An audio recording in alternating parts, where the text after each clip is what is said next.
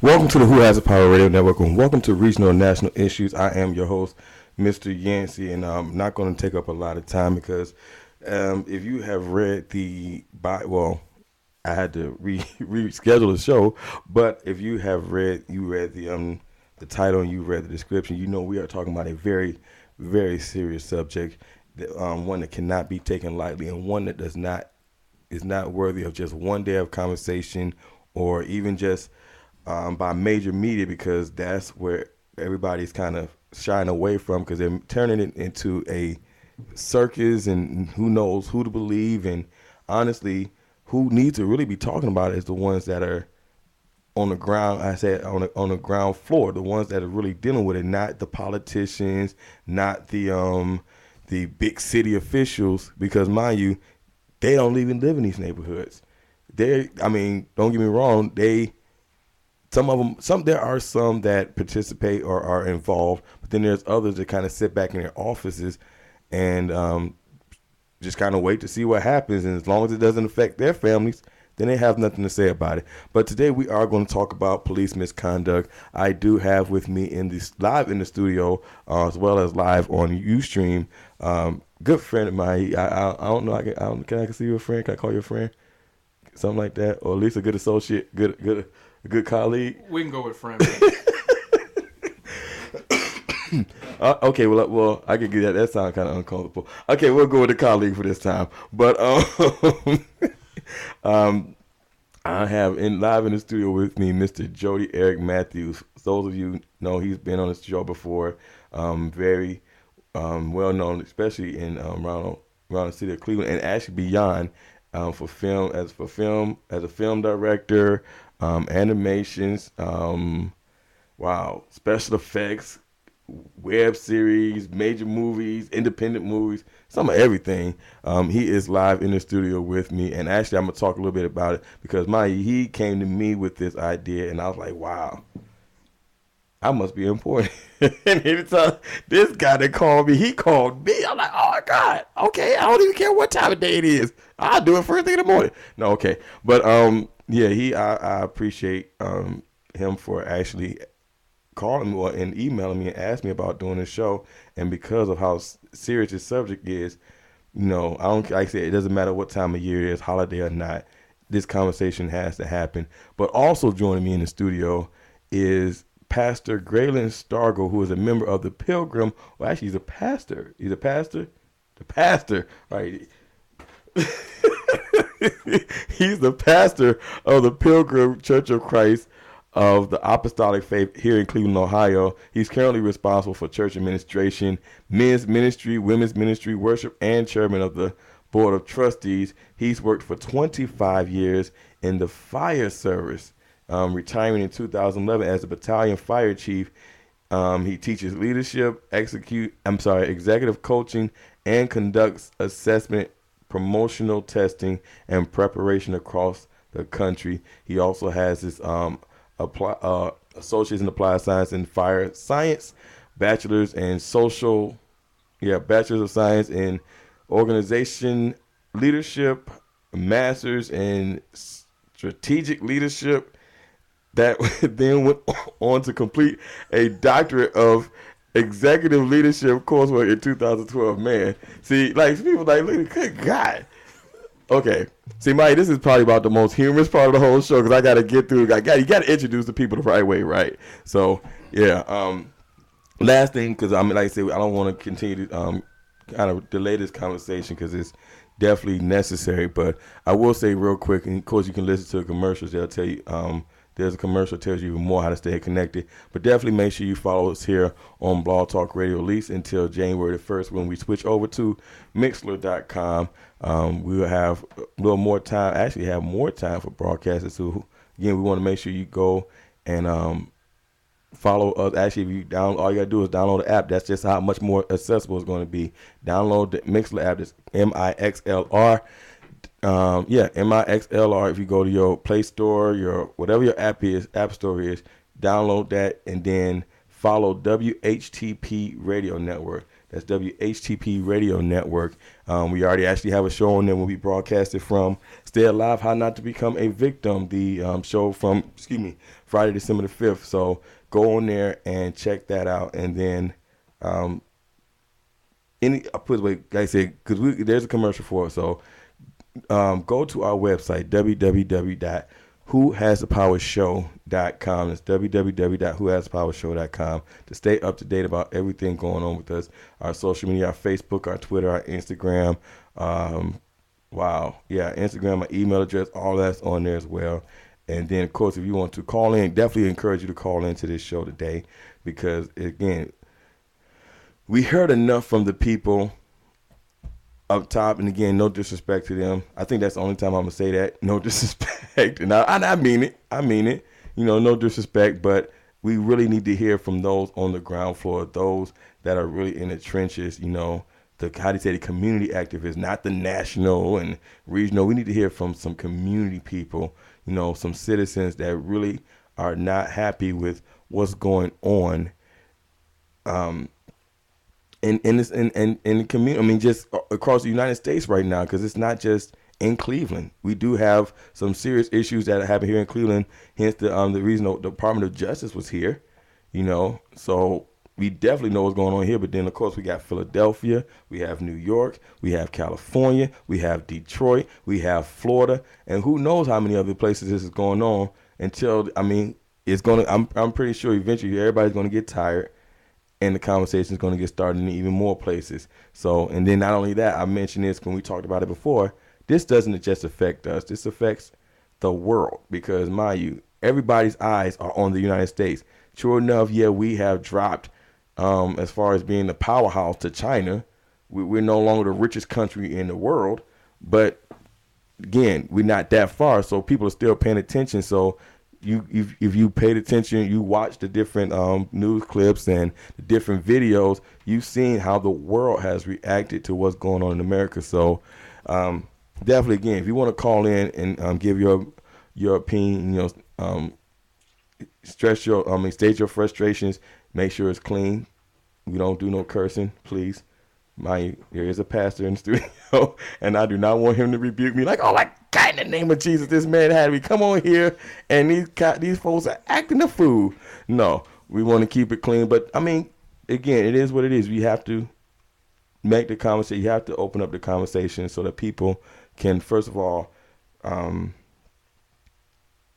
express how they feel. But then, as Mr. Matthews or Jody, however you want to call it, Mr. Matthews, when he sent me an email, it wasn't just about talking about police misconduct. It's where do we go from here? Because we can't just, express our frustrations, whether it be peacefully or, as the other people are doing it, looting and rioting and doing all kind of craziness, which of course still does not help the conversation. Because all that's saying is, you know what? We need more police issues. We need more police. It's like, wow, what for what? It's really not that serious. But, again, not everybody's handling the situation correctly. So now we need to talk about where do we go from here. So, Again, feel free, to call in area code 914-338-0665. Let me see. I'm going to open up Twitter. I guess I'll open up. Well, I tell you what, you can chat with us. I think if you just open it up, you might want to refresh the page because I just opened up the chat window on the bottom. Just refresh the page and you can chat with us. If you don't want to call in, feel free to chat with us at the bottom of our show page here at blogtalkradio.com/who has the power. So you can either call in, you can either call in, you can either chat with us at the bottom of our show page, or I'll tell you what, I'm going to open up Twitter. You can tweet us at WHTP Radio Network. That's WHTP Radio Network on Twitter. So, with that being said, first of all, because I think Mr. Matthews, since you've been here before, but real quick before we start the conversation, tell the people a little bit about yourself. Well, I don't know where I'll start. Short version. Short version. All right. Okay. Well, first off, man, before I do anything, I want to thank you for taking my call, bro. Yes, sir.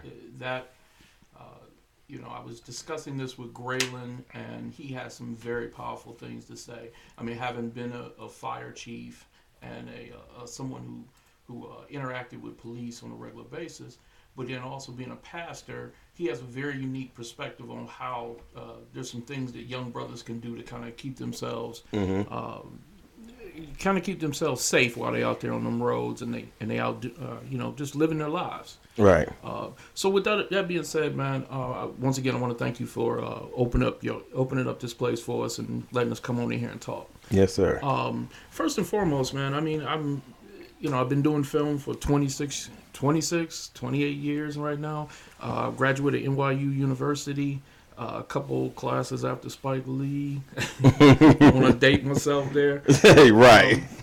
We know Spike Lee old. No, he ain't young.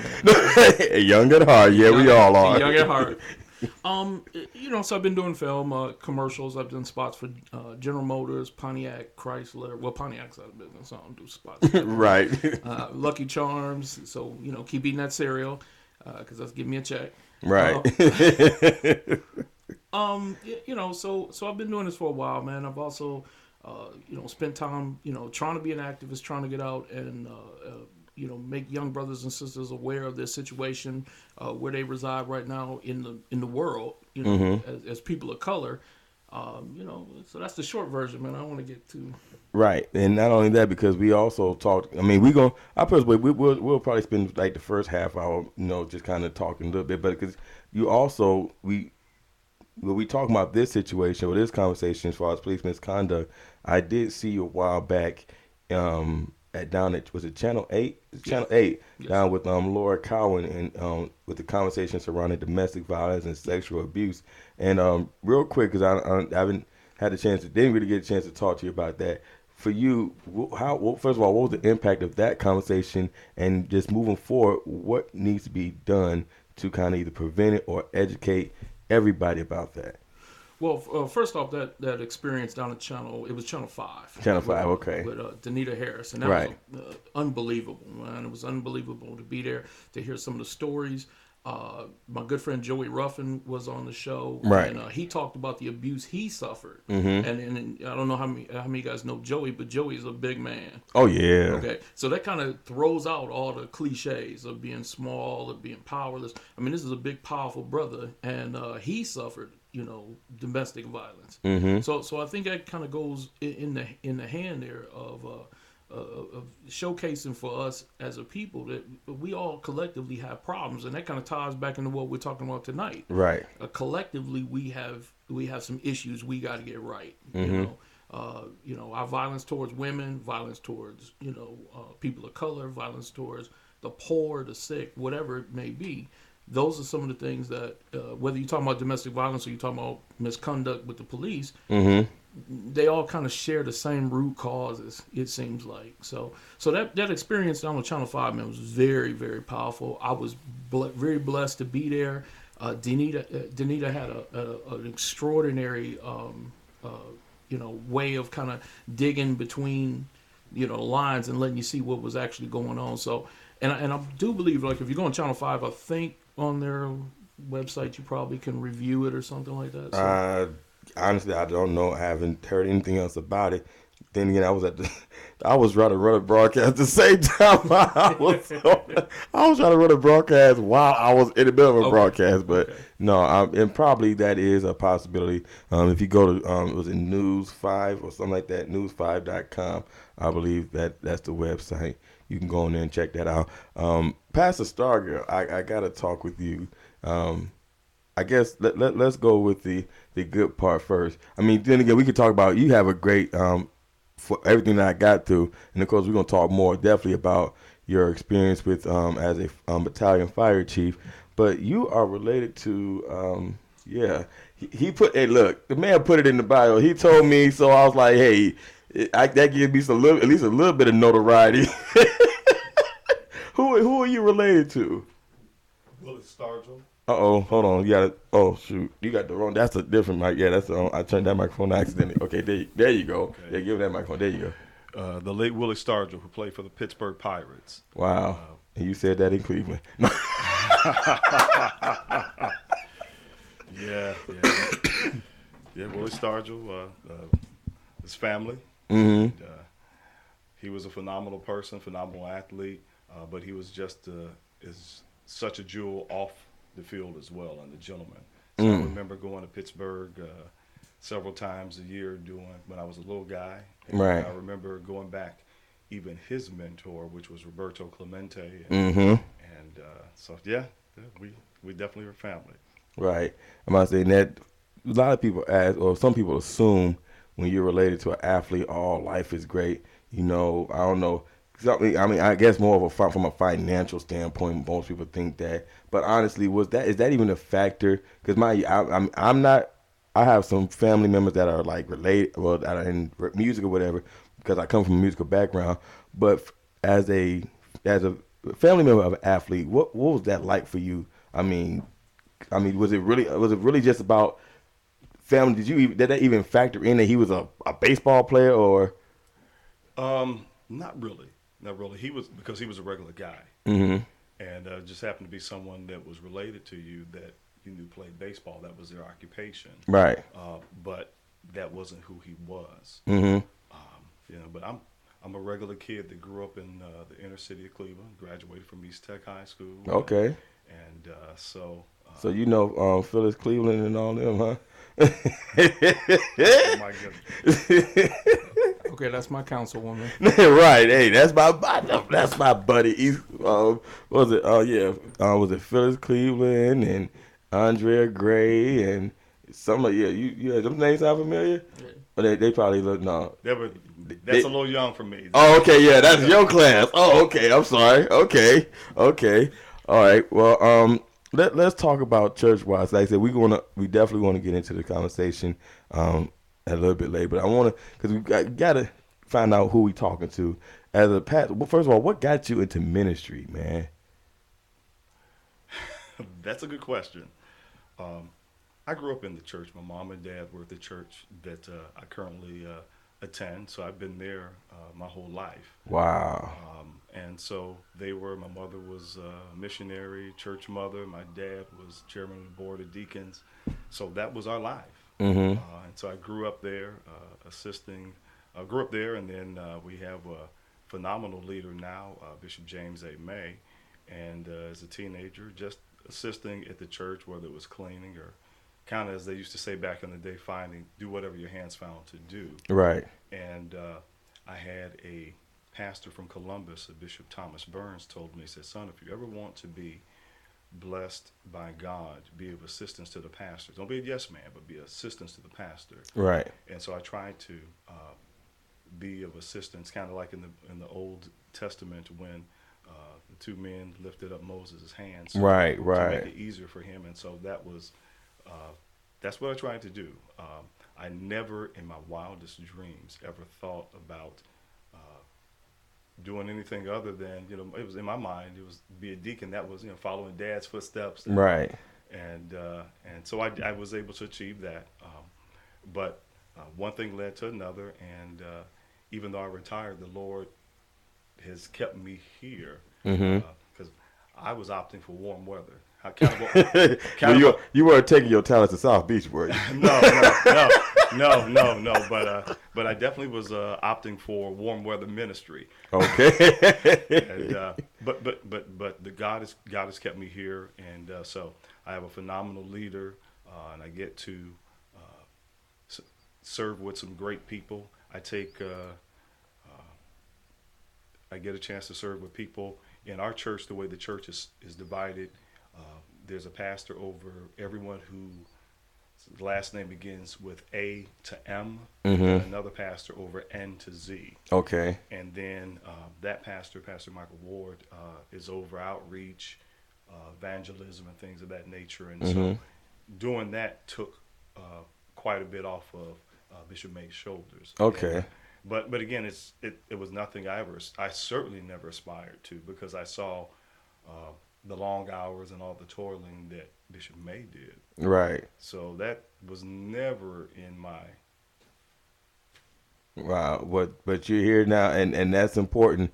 You know, and honestly, just for regardless of whether you're the overseer or you even um, or how you say it, a supporting pastor or an associate pastor, to you, how important is it your ministry or your interaction with the congregation? Because some people think it's about a title or getting a check, and honestly, like I say, I say this as a preacher's kid because I'm a preacher's kid. Okay, PK. Yeah, I'm not saying so. Yeah, it's like, hold on, where's he going with this? No, some people think that it's about the check, but honestly, to be in ministry is more than just a title, right?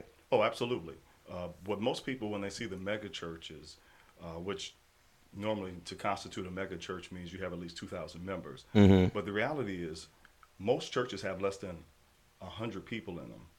And that's across the country. That's every denomination. Most churches have less than 100 people in them. Right. The other thing to consider is that because of the stress of the job and the people that are really have their hands in toiling, we're Mm-hmm. losing 1,500 pastors a month are quitting, walking away from their congregations Wow. because of the gravity of what you're doing. It's not about um, money or anything like that, and it's not about title, and it's not even about.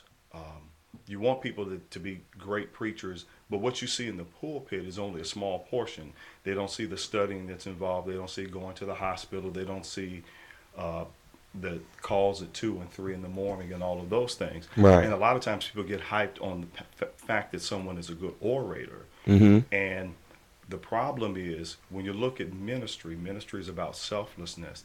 If you have someone and they never and they're talented, I'm Right. not really impressed with talent. Okay. I'm impressed with talent and character because you have to sit under somebody, as you know, and as Eric know, when you learned your craft, you sat under somebody. Mm-hmm. When you see people that have talent, but they had so much talent that they never actually studied and learned and sat under somebody to see how things were and to get some roots in them and under their feet, the problem becomes their talent will take them somewhere their character won't allow them to stay. Right. And so we see that a lot in pro sports. And so Right. sometimes when people have feet of clay, they fall from grace, so to speak. Mm-hmm. But a lot of times they never sat under anybody, or somebody has to be able to tell you, you may want to rethink that. So Uh-oh. it's really about selflessness. Right. It's about giving and realizing that your life really is not your own. Real quick, and only because you mentioned sports, and because I'm not okay, and I'm not gonna go there. Never mind. I could almost. There. I'm trying to get all the humor out before because once this conversation starts, I don't. I'm a little passionate, so it ain't gonna be much laughing. But um, yeah, I'm not gonna go there. Somebody's like, oh, he's not a Browns. I knew he wasn't a Browns fan. No, I'm not. But unfortunately, Johnny Manziel should have set his butt down. Anyway, yeah. But no, I definitely agree with you about that. And like I said, I know from my father's experience as a ministry. I mean, in ministry, he's been in ministry now. Good God, 14, 40, 30, 40 years. 30, about 30, 40 years. And I've seen back and forth in between. We went to different churches. He's now been pastoring over 10 years of his own church. The members expand, you decrease, and it's like, okay, do we just bottom out or do we just go, just quit? Or is there really a need to continue to go on? And that's when your relationship with God is important, to really take direction from God and say, God, what am I supposed to do? These people are leaving, the tithes offers are not coming in, in certain instances you have the backlash from other preachers because where everybody when one preacher messes up, they looking at every preacher. Hmm. But mind you, it's important that we do not quit. And like I said, coming back to our conversation, because a lot of people have questioned the um the how you say the impact of the church on these situations when we're talking about again the Fergusons and the Missouri, the Fergusons and the Detroits and New York's. Like, what are the pastors saying? We see Al Sharpton out there, but what are the local pastors saying? Hmm. What is their impact? What is their opinion? What is how are they trying to help this situation out? And that's when, regardless of five members or 5,000 members, if you have that title and you really care about your place in the community, then you get out there and you move. Hmm. You have to take that job seriously. Otherwise, I mean, I guess do I got to be mean? Well, Go ahead. and on that aspect, man, I don't know if anybody got a chance to see it, but Reverend C.J. Matthews Mm-hmm. from Mount Sinai was on CNN. He did a wonderful job, man, of talking about the Tamir Rice situation, Mm-hmm. and he didn't take the bait. They threw him some questions, and me being from that television side, I can tell you when they setting you up for the gotcha Right, question, right. and the young brother that's on CNN, we won't say his name, uh, Mm. did his best to set him up, and to his credit, he didn't take the bait. He stayed on message, and I think what he talked about was really some of the things we need to hear, Right. in the community. So, I mean, there's that. Yeah, I definitely agree with you about that. Tell you what, we're going to go to a commercial break. When we come back, we're going to talk. We're going to get in this conversation because again, this is not a quick conversation. It's probably not a conversation that can happen in one day. True enough, I do appreciate everybody who's tuning in tonight, whether it be live or archive. Definitely appreciate that. But keep in mind, this is not a conversation that there's no. I put it this way: there's no sponsorship. There's no nothing.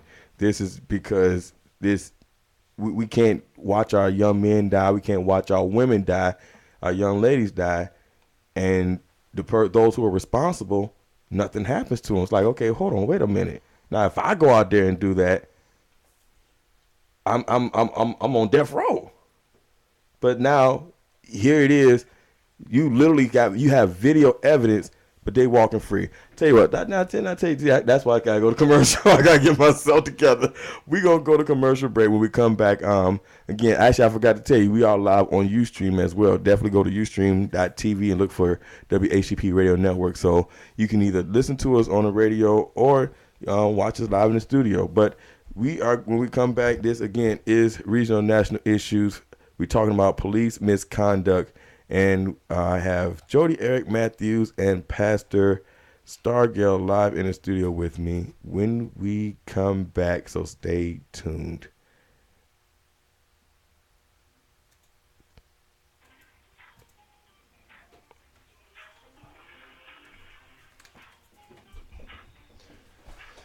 Just tell us when you want us to kind of. Oh no, yeah. No, I'm ready to go, man. Cause you doing your thing. All right. All right, look, this how you do this. Go like this. And it's going to try to focus up. All right. So you hit that right there. You see that? Now, if you wanted to focus on something else, you have to tell it. So you point there. Then you press that. Oh, you want to put that up there? Oh, I'm just looking at it. I know they can't see it, and I knew that stuff. But Actually, let me see. Well, I'm gonna take these in and I'll send them to you. Mm-hmm. The digital, cause Okay. he knows the ranks. Oh yeah, I know those too. They're talking about the corporal. You got the lance corporal, and the sergeant. Mm-hmm. you're military. I was in ROTC. My father was an army sergeant. He was an E5 in the army. So yeah. That's my old man was back with WW2. My father-in-law's a retired general from the army. So. Oh, okay. Yeah, I kind of I paid. Well, I know in ROTC, I was in Navy ROTC, Okay. and they kind of told us you have to pay attention to everybody's, whether it be Army, Marine, Yep. Air Force. I never really got grasped the Air Force, but I do have a cousin that's actually in the Air Force now. I have a cousin that's I forgot where he's stationed at now, but I have a cousin that's stationed in Alaska right now. I have a cousin that's overseas in the Marines. I have a cousin in the Army. Guys, everywhere, man. So. All right. One of my nephews was stationed in Alaska for 3.5 years. Right. And so many of his members opted to go to Afghanistan because they were so bored. I'm like, boy? That's how you get rid of boredom? No. I don't think that was no.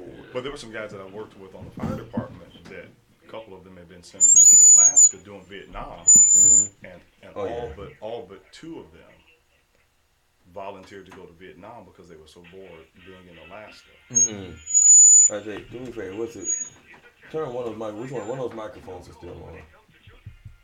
Is that which one's still on? This one's on. Is that okay? No, is that microphone? Turn that microphone off. Is that microphone? Okay. Because I got it off here. Okay. Okay. That should be cool. You can take you can take your head off. But Yeah. yeah, I'm like, boy, don't even think. I don't care how bored you are. Yeah, I don't think I was that bored. Like, no. Yeah, it didn't make sense to me. But even two guys that I've worked with on the job, they were like, come on, we're gonna go to Vietnam. This place is terrible. It's 12 hours of darkness, and the guy's like, nah, I'll see y'all. Right. Okay. Let's see which is one of these are tripping. Let's see what's this. Yeah, I don't think it's this. All right, we're gonna come. We gonna come back anyway.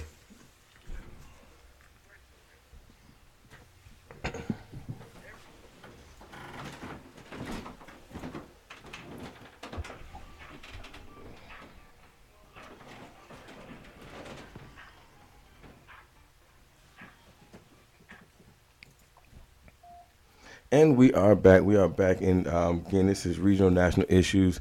We are talking about police misconduct today. And not just police misconduct, but where do we go from here? How do we react to these situations? You know, what as a community do we need to do to either prevent it or even be educated? How do we repair the relationship between law enforcement and the community? And today I am joined live in the studio by Mr. Jody Eric Matthews and Pastor Stargell. And we definitely want you all to call in. If you want to call in, feel free to call in area code 914-338-0665. That's area code 914-338-0665. And as we start this conversation now, some people are not aware of a lot of these situations. We do know this really kind of started back in 2012 with the whole Trayvon Martin situation. That kind of really opened up. I mean, it was a lot of them, but on a national level, that kind of just, I guess he said, it's just the straw that broke the camel's back. You know, with the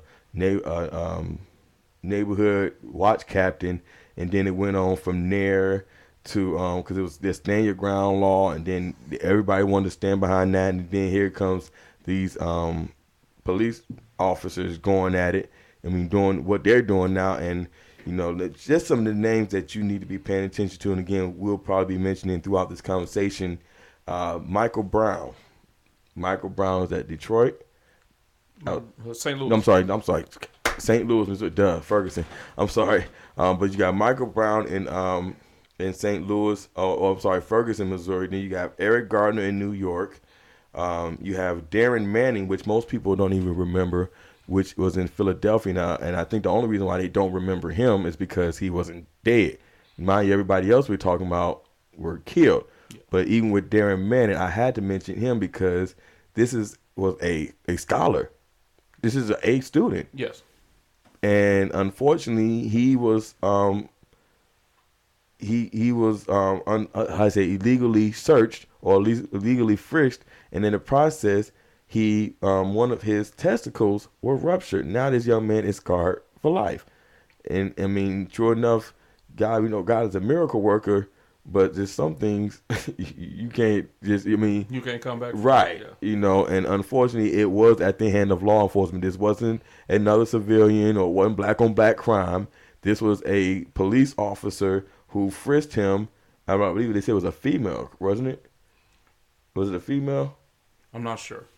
Okay, but I mean, again, it came into question because he wasn't doing anything wrong, but that's what he was. Now is another word I'm looking for, but yeah, that's what he suffered at the hands of law enforcement. We also have here in Cleveland, Ohio, which actually was another name that I mentioned. I left off, but two big ones is Tamir Rice, which it happened not too long ago. Tanisha Anderson, which I really had to go and look at that one because it's like, wow, we go from guys standing on the corner. You have, I mean, it's so many different situations. Like I said, these are the names that I have right in front of me. But to look at what's going on and the fact that these are the same people that are here supposed to protect us.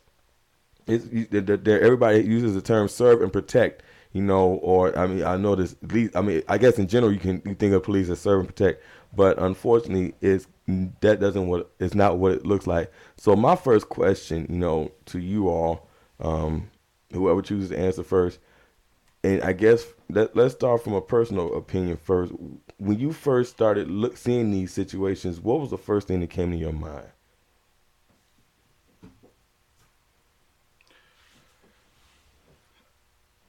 Amazement. I stood aghast at. I had multiple questions in my mind. Mm-hmm. Again, because of my relationship on the fire scene with the police department, Right. but then also growing up in the inner city Mm-hmm. and seeing something. While I wasn't a kid that ever got in any trouble or had to engage with the police, there were a myriad of things going through my mind. Mm-hmm.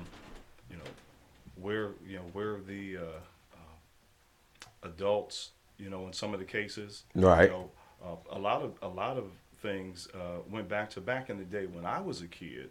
Right. You had parents or there was a guardian, but you could be checked, but then other people would check you too. So I mean, it was really like a village was raising kids. Right. So I had a couple things going on in my mind. You never want to see anybody wronged. And when I look at some of the cases with some of the organizations, I wonder, because I was a training chief at one point, Mm-hmm. what was the training, what was the policies, what adhered to, and every time we had an incident, um, there was certain paperwork that had to be filled out before you ever left, called off, went off duty. Right. And so, from a training chief perspective, I wonder about the training. Uh, I wonder about the policies and procedures. And I was always a person that if the policies and procedures were not working or if they needed to be updated, you update them. And if they don't work, you delete them. And Mm-hmm. that's kind of how that was kind of my management style. If it's not working, let's fix it. You just don't have something there just to hold as a placeholder. Right. And so I had several different hats on. And then the other part is for me wondering where the church was. Mm-hmm. I mean, you touched on it before, Right. but in a lot of cases, some churches have been silent on it. And the church is really about its members, it's about the community to serve, and that's why it's so important that people that are attending church, that they go to the right church. And by that I mean everybody has a divine assignment. And so you realize that some people that may grow up with you in church, that particular church that you grew up in might not be your divine assignment. You Right. may be somewhere else. I'll give you a case in point. One of the pastors that I saw growing up as a kid had been a gangbanger in the 60s and probably even the early 70s. Mm-hmm. And when he got into the church and he subsequently got called to the ministry and pastored, when he started his church, Mm-hmm. the divine assignment upon his life was that he targeted people who had been institutionalized, Right. incarcerated, and that they were had drug problems. And so you and I or Eric could go to that church, and they would welcome us with open arms, but it might not be a good fit. And a lot Right. of times people they don't realize that you have to go to a church that's a good fit, the divine assignment that's called upon you. So with that being said, my question from a church standpoint is sometimes the church has to be at the forefront of things. The one young man you saw, preacher, Reverend Michael McBride from San Francisco Right. at Ferguson. I've known Michael since he was a kid, and I know his family, and so he's a church kid. But his passion came after he encountered a gross misjustice. Right. And but you got to know where your divine assignment is. So my thoughts were, number one, where's the church? Where are the parents or guardians? What are the policies? When I put on my fire chief hat, training Right. chief Right. hat, and so I didn't have just a single emotion, Mm-hmm. uh, but I got to admit that in several cases I was shocked. I'm just going, Right. Yeah. and the other thing is, what are you going to do now that this has happened? Mm-hmm. And even though I was a real little kid during the Huff riots, I was in fact alive during the Huff riots. So I heard a lot of stuff, and a lot of stuff was brought to light when I got on the fire department from some of my mentors who actually worked as men of color during the Huff riots on the fire department. Wow. And they were so few of them that, here's a 5-story building, boom, that's yours. Put that fire out. It's a whole 5-story building with one guy in some place, and so we have to look and come up with answers, and the answer is not destroying what somebody Right. worked for. So there's some things we got to do, and we got to open up a line of communications, which means that all sides have to listen. Right.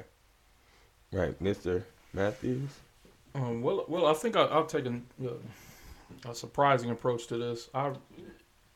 While I have, all compassion and all feeling for the families and the people this happened to, I mean, this is something that as a black male you experience all your life. Right. So it's not. I'm not shocked. I wasn't shocked to see it. I wasn't surprised to see that these things happen. These things have always happened. I mean, you go back to the 30s or the 20s or in 1830s and 1820s. These things happened.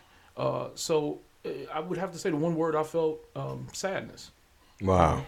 And not for the reason you would think. I'm sad because once again, I know that the pushback by media and by others are going to be something that you have to sit there and listen to 24/7, 7 days a week.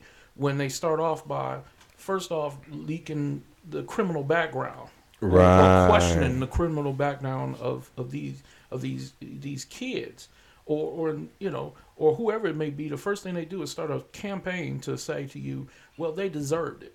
Right. And I have a unique perspective on this too.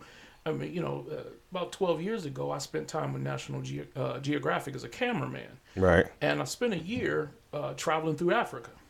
And actually before that had spent 4 months in Bosnia. And if you remember at that time, Bosnia was a war zone. Right. I mean, technically still is right now, but Yeah.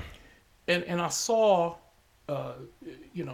dehumanizing acts by the authorities on their own people. Okay, so much so that the police in most places were ineffectual. The people didn't trust them. They couldn't. They had no power whatsoever to stop the police from doing whatever they wanted to do. Right. And seeing that type of mentality become prevalent here at home is frightening, because I've seen what that goes to when you have men and women who fear the police more than they fear rebels. Right. When you have no confidence whatsoever in your government, and when you look at the rest of the world and you see people who look at you now and say, although we are sad for what you are going through, join the party. Right. This has been going on for 500 years with some of these places, and it's sad to see that this country, who purports to stand for, beacon of light and all that freedom and things like that, is starting to mirror the rest of the world. Okay? Right. It's frightening, and it's sad when you constantly have to have conversations with intelligent human beings, and try to get them to see that on one hand, you cannot say I'm a Christian, Right. okay, and on the other hand, turn around and say, well, I believe all police should be like Jack Bauer. Right. Jack Bauer's a TV show. Thank you. Okay. Right. If Jack Bauer did some of the things he did in real life, he should be in jail. So you can't believe in a free society and Christian values, and then on the same side, you say, okay, well, it's okay to draw down on a young man 2 seconds after you get on the scene. Right. Yeah, we're gonna talk about that. Yeah. And then turn around and say, well, it was justified in an open carry state. Okay, I'm gonna repeat that, in an open carry state where you, as a citizen, if you have a permit, are free to have a weapon. So regardless to whether or not they thought he was doing something or whatever, in a state you're allowed to have a weapon as long as you have a permit. Right. But here you see an example of individuals who disregarded any of that, and they wear badges. And then you have intelligent people who turn around and say, and will give you the most fantastical, science fiction reality point on why that was okay. Right. You know, And I will say this, and I did, I failed to mention one other situation, which is another reason why the Department of Justice was here in Cleveland, Ohio. The 137 shots that took place from Cleveland to East Cleveland. Yeah, yeah, that situation. That really brought into question. Then when you start talking about criminal background, it's like, first of all, you have a person that's dead, and you're bringing up background, you're bringing up criminal issues or whatever, and they're not even here to defend themselves. So first of all, you have to let, at that point where that person is deceased, everything else kind of you have to let go. You have to look at that situation itself. You can't talk about, well, back 5-10 years ago he did this or she did that, and they've been known as drug users and all this kind of, like, hold on, wait a minute. At that point in time, what was going on at that time? Were they smoking, or were they whatever? What was the issue at that moment that ultimately caused the tragedy that happened? Or are we going to, like I said, at the point, because I've seen different conversations, mainly from the police chief. I mean, not the police chief, but the police union, yeah. the president of the police union. Matter of fact, I want to mention it earlier because the question came up. Well, how does a celebrity see? How do celebrities reacting to it? And I mean, all the way around, this police, the president of the police union is defending everything. Like, whoa. Well, first of all, you all don't know what's going on here, and this is not right, and you all really don't know what we do. And first of all, and God, I did not bring up that. I should have said that article, because I mean, and this is one thing that I had to mention, that when I read it, it upset me because it affected my wife. At the point where he mentioned that they don't get any complaints coming across their desk, but keep in mind, if I felt that the police officers, if I felt that law enforcement was really, or those, whether it be internal affairs, again, we start talking about policies, we talking about internal affairs, are they really going to investigate this? Those who are supposed to really look at complaints, are they really looking at them as a means of fixing it, or rectifying wrongdoings, or even explaining to the citizens, hey, this is what happened and this is why it happened. It's not that we wanted to do it, but this is what we had to do. A lot of citizens don't even feel comfortable going to law enforcement and saying, hey, this is what happened, or like I said, when we start talking about race, we talking about relations between law enforcement and civilians, period. You have a gun, I don't. If I have a gun, you automatically think I'm a threat. Well, and one thing I want to say, and I think Pastor Grayler can agree with me on, is we're not here to denigrate police or the job that they have to do. Right. Because if I'm in trouble, I want a police officer. Of course, of course. But what I think we're looking at here is that society, okay, and you just touched on it right there. When you have part of the population that is afraid to call on the people who are duty bound to protect them, okay, and then you have the other part of the population that not only draws on that fear, but then uses the demonization of the other part of the population to enforce what they want to enforce. Okay, better life, schools, whatever, what have you. Then something's wrong. Right. And my point is that I've seen that in other parts of the world, and it's not a pretty picture, and it doesn't get better. One thing that we do have here that we certainly need to avail ourselves of is the power to vote. And I know folk will sit down and say, well, I ain't voting for this person. I ain't voting for this person. But the thing is, you can't simultaneously at the same time say, well, the police chief and this person and the safety director and those people are put into place by the people you hire. Right. So and you got to look at it as a job. If you ready to take Johnny Manziel Mm-hmm. and get him the hook after one game of not doing what throwing for 86 yards, Yeah. then if your mayor is sitting there and looking at the Department of Justice, and the Department of Justice is saying you have a problem, Right. and your mayor is not doing anything about it, Mm-hmm. then what you have to do is get him a jersey with Johnny Manziel on the back and get him the hook. Hey, right Okay, though, I'm about to say you we know. don't want to go with too many Browns references because that's just a bad Oh yeah, situation yeah, in yeah. itself. But But but what I'm saying is that people will hold a 22-year-old man, or right, 21-year-old man more accountable for what happens in his life and the expectations for his life than they will people who you are paying a good sum of money to protect you. right, And that's one of the things that's got to change. We got to start looking at the fact that saying, look, if you don't care about a 12-year-old being shot, mm-hmm. you got to go. Right, Okay, and I'm not espousing anybody lose their job. What I'm saying is do your job. right. You know. But see, then that again, that brings up something else because again, like you said, if I feel that I'm not, I'll say this well, like when you went to the disclaimer, and I respect that because I've also worked around law enforcement, doing security at one time, and we had. I mean, I know I wasn't gonna be arresting nobody, so I worked around sheriffs, police officers, and even working in nightclubs. I've had that the opportunity. I knew if I was, as long as I was on the stage, I was cool. Cause they come rushing in, and it's like, okay, I'm good. But this is the thing, though. Outside of that, is it really is that being in that position more important than the lives of citizens?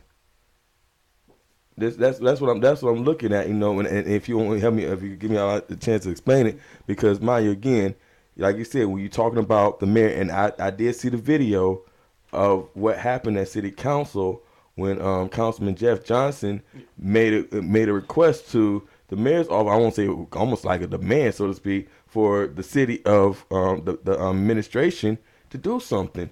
And everybody got up and walked out. It's like, whoa, wait a minute. Are you not paying attention to what's going on here? Well, yeah, and I agree with what you're saying. I think that and not calling for the mayor to be let go. I'm not leading that charge. What I'm saying though is that when you take an infrastructure, any infrastructure, I don't care if you're working for CBS or Sony, Mm-hmm. and you put people in it, they follow the lead culture that's set up. So Right. if you set up a culture where you know you allow somebody to get in a car, he gets there 2 seconds, and then he firing. Right. I'm not saying you can't blame that individual because that individual in his heart know he wrong, but when you surround him with a cushion of it's okay to do that, Right. then that starts at the top. The top's got to be the people who say, okay, you know what, we're not taking this. Right. This is not going to happen. And at the top of that, we have some power where we got to start exerting our power. You can take Ferguson, for example, Mm-hmm. a city that's predominantly, people of color, and they're complaining about a district attorney who's been in business for 20 years and never out of 6 tries been able to convict the policeman of wrongdoing. Right. Well, he should have been gone after the second try. Right. Right. And if you had a district attorney who you told him, look, all life matters, Right. and if someone is wrong, you do your job. If you don't do your job, this will this will be your last term in office. Mm-hmm. Then eventually you're gonna get somebody who's gonna do that. But that comes back on the people. We're talking about what we have to do now. Grieving, yes. Mad, yes. Now what do we do? And that's one of the things that I think we need to do. Is start getting some of these people, giving them retirement checks. Right. And we don't want to leave Pastor Stargal because I'm sure you're hearing this. And again, in your opinion, again, as also being like you said on the other side, when you go out to a scene, whether it be as a fire or backup, because mind you, we definitely going to talk when we come back from break. We're going to talk about some of the cases in detail, mainly with Eric Gardner, and that came under fire real quick because it wasn't just police officers, it was EMT. Okay, so hold on, what do we what who's how what is the procedure that we're supposed to do? I mean, that we're supposed to follow when we get to a scene, or we just supposed to go by here and say, oh well, hey, you woke? Whoa, wait a minute. Is that so? That's what we do? Cause I mean, that's what I do at home. If I'm trying to wake my child up. But if I see this man that who, first of all, if there's police involved, automatically there has to be a whole different mindset. Okay, I need to do something. I mean, I need to do my job, not just come in here lackadaisical. So I mean, yeah, let me just kind of go with that because I don't want to get too much in the personal opinion or personal feelings about it. But for you, Pastor Stargirl, I mean, you talk about again approaching a scene of a crime. Which is more important? What is supposed to be the focus when you reach whether like I said, whether it be a fire or backing up law enforcement?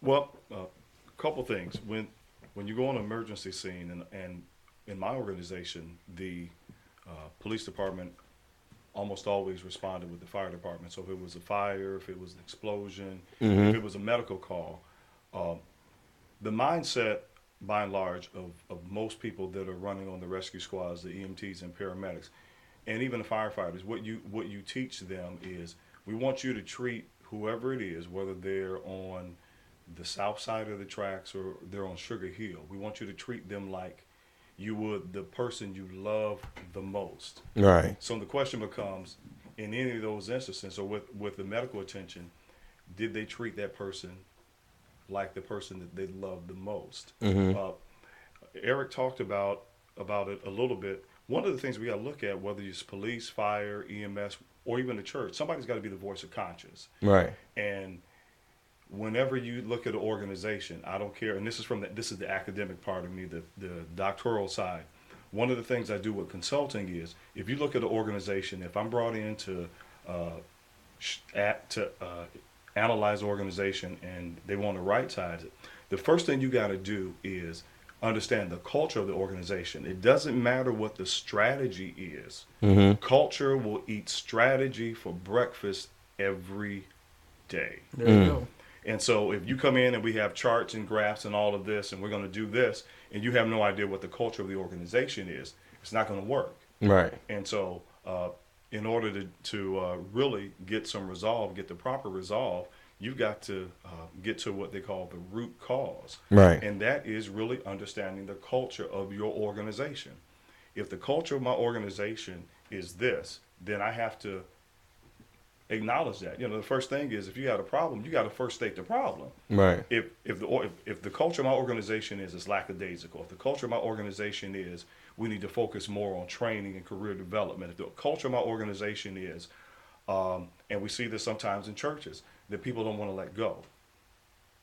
What is that culture? Then you got to identify that culture first. Right. Once we identify the culture, you can work with the other things. But somebody always has to be the voice of conscience. Whether you're talking about politics, whether you're talking about the police officers, whether you're talking about firefighters, whether you're talking about preachers or the church, right. Somebody has to be the voice of conscience and say, look, let's do this. Here's the standard. Are we deviating from it? And sometimes that isn't always addressed. And Eric brought up another thing is, don't forget the power of voting. A lot of strong, good people risked their lives, lost their lives for us to have an opportunity to vote. Right. And we need to look at that because voting does matter. Voting is as important, and we push education now, and obviously on my side I'm pushing education too. But the reality is, when you look at right now education, 1 out of 4 people has a bachelor's degree. 26% of the country has a bachelor's degree. So education is important. So for our young people, they need to realize education really is the new currency. But again, we talk about understanding the culture. Does that make sense? That makes a lot of sense. You know, and unfortunately, like you said, because now that's why they now when we talking about moving forward, they're asking about cameras and all that kind of stuff. You know, to create more accountability and responsibility. It's like, okay, so if you're not going to change the culture, then we are because, yeah, Well, and that's one of the reasons why I'm here, because I know about okay, cameras, and what you've seen is specifically where Eric Gardner was. Okay, what did the camera do? We saw it in vivid color, right, and it didn't change a thing. right, You know, and you know, one of the things that we've seen in this country, and let's look at Rodney King. Rodney mm-hmm, King was 14 years ago, well 11 years ago, and that was an outrage because it was caught on a camera, and it changed things because it was on a camera. You right, know, and now here we are where we are now, and you will look at people who will tell you you can't believe what you see. You know, right, you can look. You saw that man getting choked, but that's not what you really saw. What you saw was a wrestling move. right, You know, so to go back to what Graylin said, the culture has to change, and we have to make that happen mm-hmm, because there's always going to be a new excuse. right, Okay, we could have did a scratch and sniff, not to joke, but right, you could have had it to the point where all six of your senses, or five of your senses, was aware of what was going on there, and somebody somewhere would have came up with a campaign to say, you can't believe what you saw. right. Yeah. I might say real quick now. We'll definitely want to make sure you all know the lines are open. We're going to skip the commercial break. It's already passed actually, but we definitely want to make sure you know that you can call in area code 914-338-0665. This area code 914-338-0665. And because I want to kind of get to a couple of subjects. We talked about Eric Gardner, the Eric Gardner situation, and I kind of don't want to play devil's advocate, but I will say this because me being on social media quite often, now keep in mind we're talking about situations that literally cost people their lives. And before we kind of get into this situation, I want to say to people, before you decide to get on social media with your videos of quote unquote police brutality, understand something. Like, and back to what you just said, just because you put it on the camera does not mean all of a sudden now we're gonna throw this in court. Hey, you catching this on camera? Hey, no, because if you're wrong, number one. And number two, I looked at some of these videos, and in particular, there was one that kind of just sticks out of my mind where a young man is standing there on a police car, and a police officer is trying to arrest him, and he is literally resisting arrest.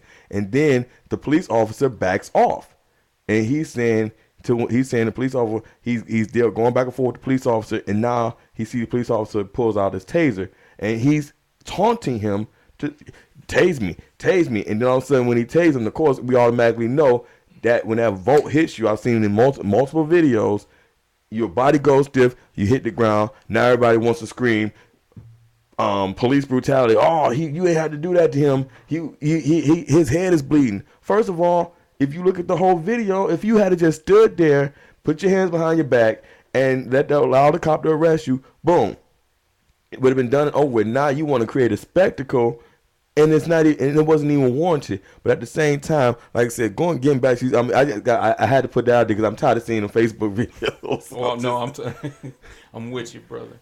I mean, yeah, and that's part of what we was talking about. You get to a point where you try to tell them, you will reach for that camera, Mm-hmm. and the line now is the cops will say, well, you didn't see what happened before, and you didn't Right, see what happened after. right, So how's that video helping you if they can say, well 5 seconds before that you did this? mm-hmm.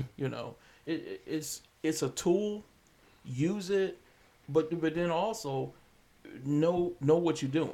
Right. Don't get 2 feet, even if you ain't involved. Don't get 2 feet away from the situation and start, putting your camera in there, because now you are part of the situation, Right. and they gonna deal with you because Right. that's the procedures that they have to follow. They're not gonna let you get inside, insert yourself into the situation. So if you're gonna be a reporter, conduct yourself like a reporter. Right. Okay? When I was in Bosnia, they told me where I could shoot and where I couldn't shoot. I didn't put my camera where bullets was flying. Right.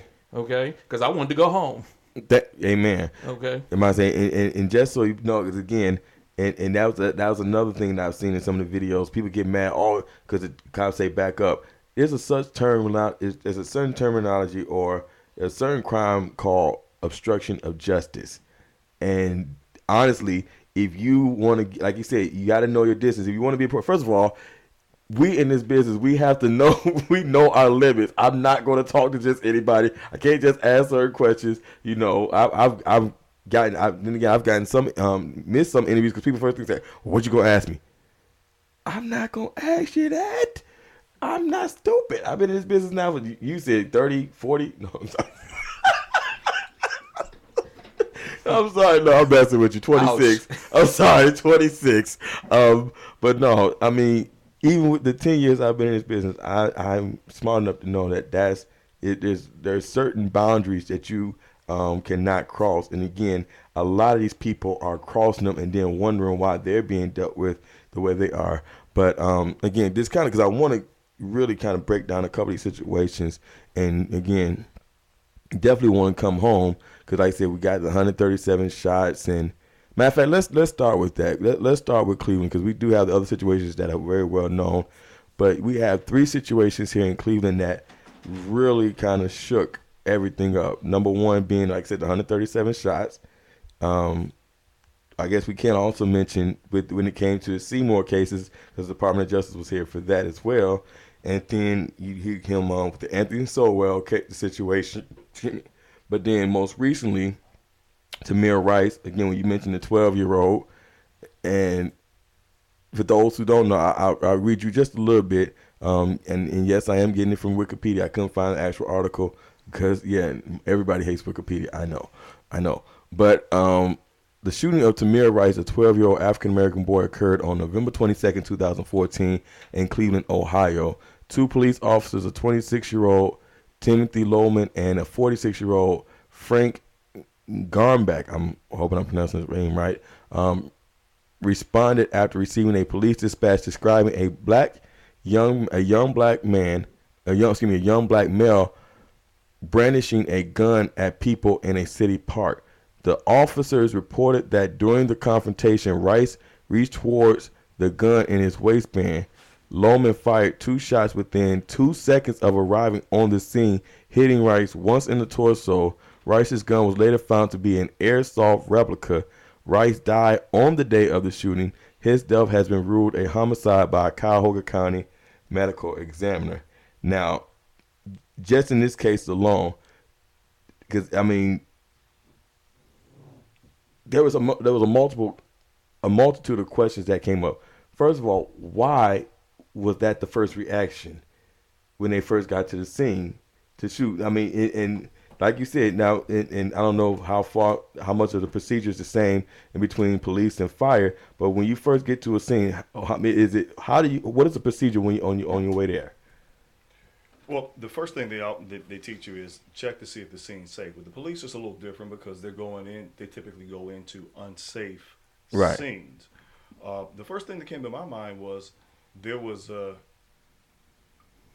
deficit between what the dispatcher received and what they sent to the police officers because they said something in there about it maybe a 20-year-old or maybe some other things, and all of that information wasn't transmitted to the police department. Okay. So why did that happen?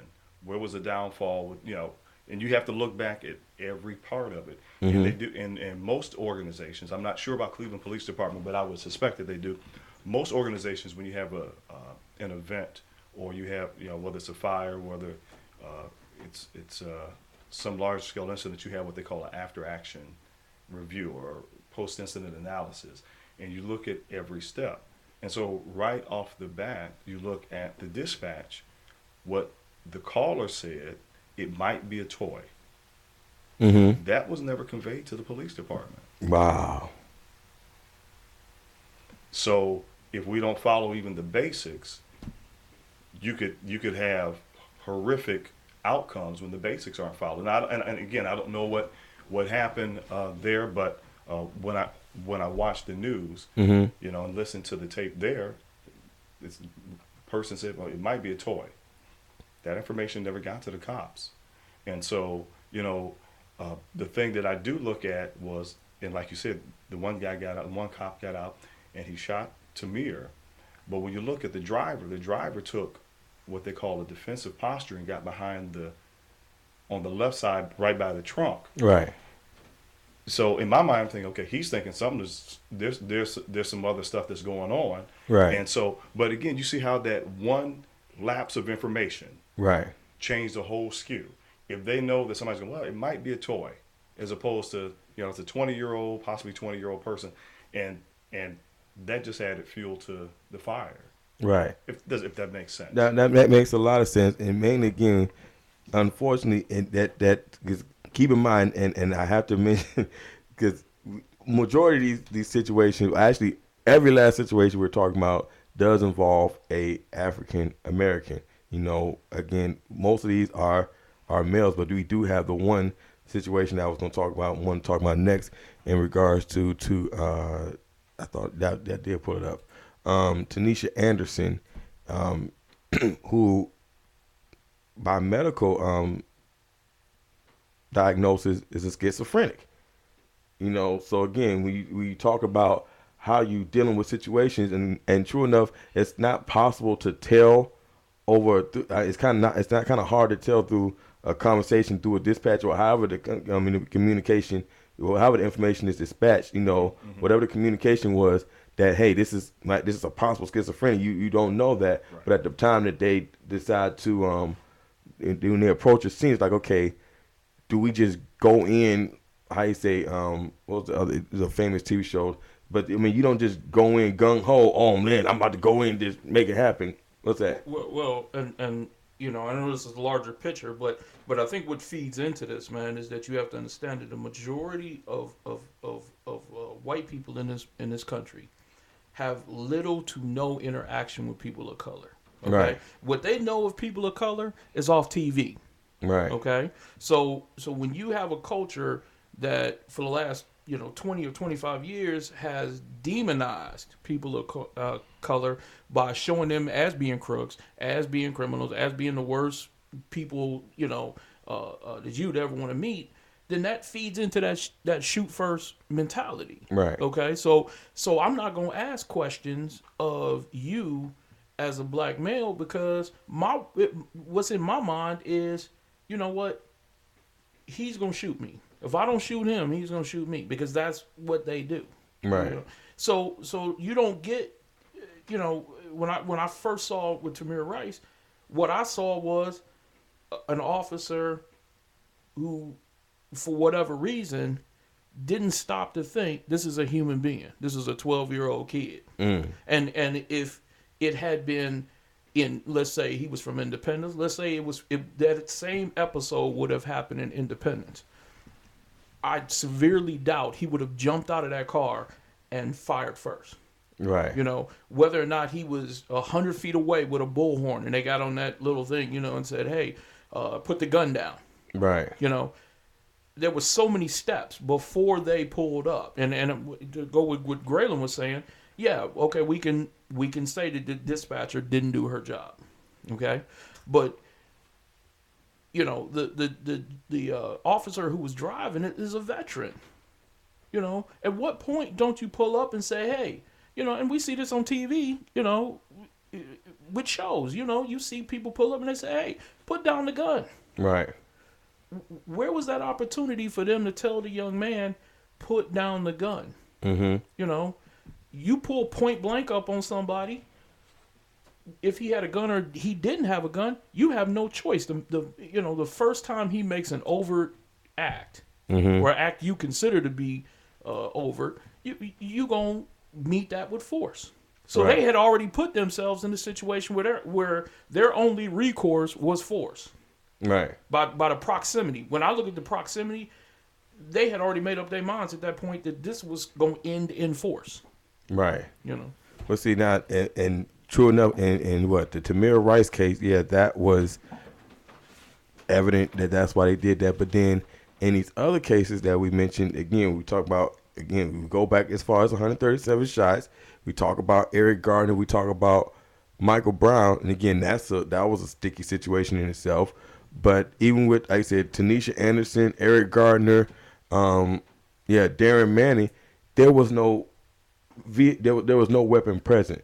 So now again, how we handled it, what is the basis of the excessive use of force when there's no weapon involved? Well, and it's what I just said. The basis is that you're dealing with people of color. So if you start, and it goes back to what Graylin said, if you are in a culture where dealing with people of culture, excessive force is approved of, encouraged, looked on as something that you will not be punished on, then going there is easy because you've already been, your culture is set up for that. You see what I'm saying? Right. So the larger thing is that we have to start understanding what the culture is and who we're dealing with, because trying to communicate or trying to train or whatever, you like Graylin said, you can't beat that culture. As long as that culture exists, it doesn't matter whether you have a gun or you don't. You don't. Whether you put your hands up or you say I can't breathe. Mm-hmm. That culture is gonna win out. Mm. I mean, it was a black. There was a black sergeant Right. or Hispanic female sergeant, in Eric Gardner. mm-hmm. Yeah. And so that's a person of color on. It was in command Right. on scene. So, she wasn't saying, hey, take your, that chokehold you got on him is illegal. You need to take that off. She wasn't saying nothing. She was walking around doing her job. Right. That's culture. Wow. Gosh. Oh wow. Because it's a it's a many different ways I want to go with this. Because you also another thing you looking at in these situations. Like I said, the video evidence. Well, let me go back because I said I wanted to talk about this one in regards to Tanisha Anderson. Are you fully aware of that situation? Okay. Well, I'll read just a little bit about it. Give us the Wikipedia, brother. No, actually, this is from Cleveland.com. The 37-year-old schizophrenic Cleveland woman was pronounced dead early Thursday after about 2 hours after she lost consciousness in the hands of police outside of her family's home in the city, on the city's east side. Police said Tanisha Anderson went limp while struggling with officers escorting her to a police cruiser. The woman's family said they watched Tanisha Anderson die after a cop used a takedown move to slam her to the pavement. Green, 16, watched the scene from a window inside her family's home. The Cleveland,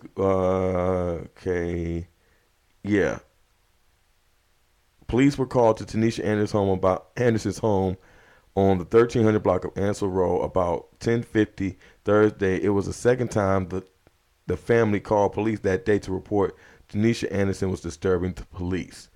After long talks with Tanisha Anderson and her family, officers were given permission to take the East High School graduate to St. Vincent Charity Medical Center for evaluation. Police spokes, and that came from a police spokesperson. On the way to the police cruiser, Tanisha Anderson began to struggle with officers who placed her in handcuffs. Now, But she was diagnosed. she was diagnosed as schizophrenic. Now, this is a question: because this is another sticky situation because here it is after the fact, because it doesn't say in here that the family mentioned, it didn't say that the family mentioned. They just said that they were giving permission to take her. But then again, I take that back because if you're giving her permission to take her to St. Vincent, then of course you must know that something's wrong with her. So now the question is, do you still handle that situation the same way if you know for a fact there's something wrong with this person? They should have protocol. They should have protocol. Most organizations have protocol. If they already know that exists, Mm-hmm. then there's protocol in place for how to deal with those type of events. Okay.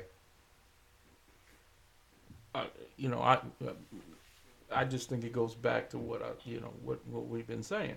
Uh, there can be protocol in place, there can be procedures that are the correct procedures in place, but when you have a culture that doesn't believe that those protocols and those procedures apply to a certain segment of the population, it don't matter.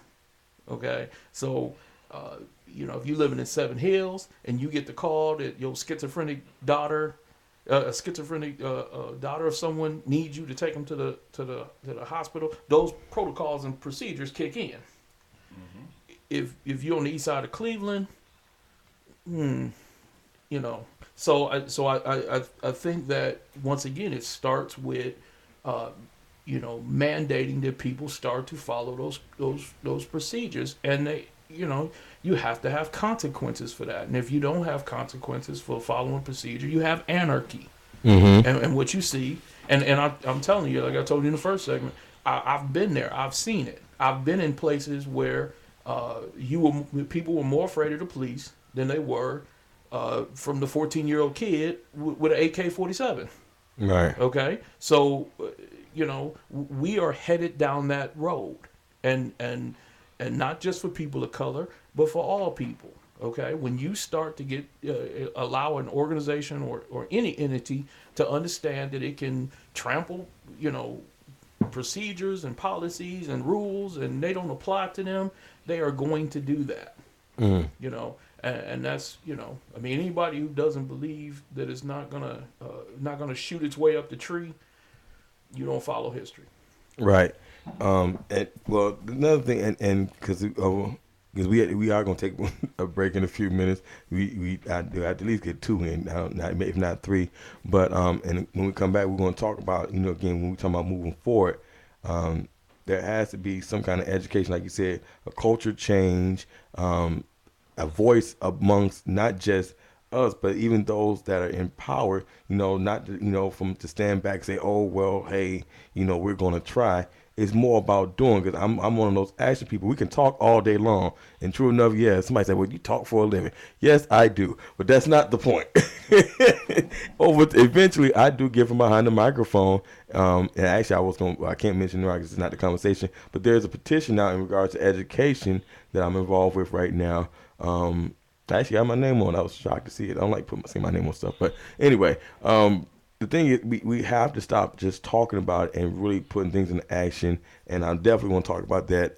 There's an article in regards to some athletes that did something, and people they got backlash for it. But mind you, who else is going to say something? Like you said, when you're talking about multimillionaires, you making money, and that's it. You're making money, but you forget about your community. You forget about, hey, I actually used to live there. I used to live in that neighborhood, but now I'm living who knows where in Jababi land with my 25 acres or whatever. God, anybody got 25?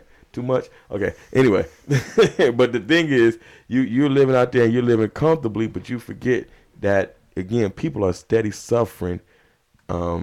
Inner city, across the United States, and the voice has to be, somebody has to say something about it to really bring the attention to, again, and it, like it or not, it's injustice. It's injustice, for, again, I guess you just call it the urban community, like you said, and I'm glad you mentioned that, because a lot of people will take it to color. Like I said, true enough, these situations dealt with mostly happen to African Americans. But again, when you have other cultures who are in there together and somehow they adapt to each other's cultures. Now, okay, well, you acting like him, so I'm gonna treat you like him, even though you are of this race or this nationality. Well, you acting like them, so and you all in together. So now, excuse me, I don't know who's who. And that's how they'll put it. Well, I don't know. They all hanging out together, so that's how I handle the situation. And it's unfair. It's unfair. So yeah, we're gonna go. Let me just go to commercial because I'm gonna start talking too much again. This is Regional National Issues. I'm your host, Mr. Yancey. I am again joined live in the studio by Jody Eric Matthews and Pastor Stargirl. I don't even was it Graylin, yeah, because he kept saying Graylin. I was like, Graylin, who's Graylin? No, Pastor Graylin Stargle. We gonna come when we come back. We're gonna talk more about what do we do, how do we move forward from this. Again, you can call in at area code 914-338-0665. Again, that's area code 914-338-0665. What do you think needs to be done to repair the relationship between law enforcement and civilians? Um, is there something that we as citizens need to do? Because like you said, you can't blame it all on the police officers. Everybody has to take responsibility somewhere. So we're gonna talk more about that when we come back from commercial break. Stay tuned.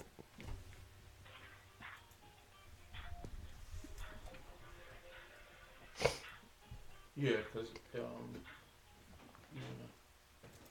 want to get with him in the Chevron thing. Because he wanted to talk about the Chevron. Okay. Like, Yeah, I'll do whatever you want. basically, when a kid when you get pulled over by the cops, if you know how to be able to read what's going on, you can humanize that cop. You can humanize that cop by saying, look, instead of saying officer, Right. if you know, hey, lieutenant, Right. hey, and just like you said when you guys were standing there, and he said, well, oh, so you know military or you know Right. this, then it gets the cop off the, You just de-escalated the incident. yeah, Right. And because if it's about it's about survivability. If I've got two youth of color, and there's all things being equal, except one engages a police officer and says, "Hello, Corporal, how are you?" Or, "Hello, Sergeant," or "Lieutenant." Automatically, you're going, "Wait a minute, that's not what I'm used to." So he or she's already stood out different because they treated you with respect, but they identified your rank, so they're not whatever preconceived notion I have. They just changed that. They just changed that. Right. So it's about we had a saying. One of the fire chiefs out of New York had a saying that has been adopted by the fire industry. Everybody goes home safe. And that's reality, whether it's your son, your nephew, your grandkid, your brother, or us. Everybody goes home safe. So how do we do that? How do we increase our chances of that, or our kids? And just think about that. You get somebody go, why does he know that? You got somebody on the job, a family member on the job, Right. or somebody in the military. So all of you already adjusted, but you hit on something that I was thinking about when you talked about the athletes. Just because you're blessed to make the money does not shield you from that. When I was going to a conference this summer, my mother-in-law and my wife and we're in Georgia, somewhere in Georgia, way past Atlanta, somewhere. I'm at a gas station, man, and this guy, I see he's got that Porsche. I think I told you. Pan America. Yeah. So I'm looking, I'm going, man, that is nice. So, I fill my car, and he fills it, or his wife fills his up, we turn around, and then they stop and throw something in there. I said, man, I said, that's a nice car. Only for this guy to get, from the look, and he's ripped, and his eyes are red, and he's teary-eyed. In 10 minutes, he had been stopped 3 times on the same street, and in one block, he'd gotten 2 tickets. When the one cop could see the other cop, and they said, your windows are tinted.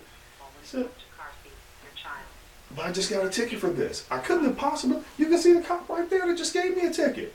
How are you gonna give me a ticket for the same thing a block away when you can see that person? And he played for the NFL. And this guy's played 15 seasons, and here he is teary-eyed because he's got a wife who's white. He's got a biracial kid in the back, and Right. Yeah, we're gonna talk about that.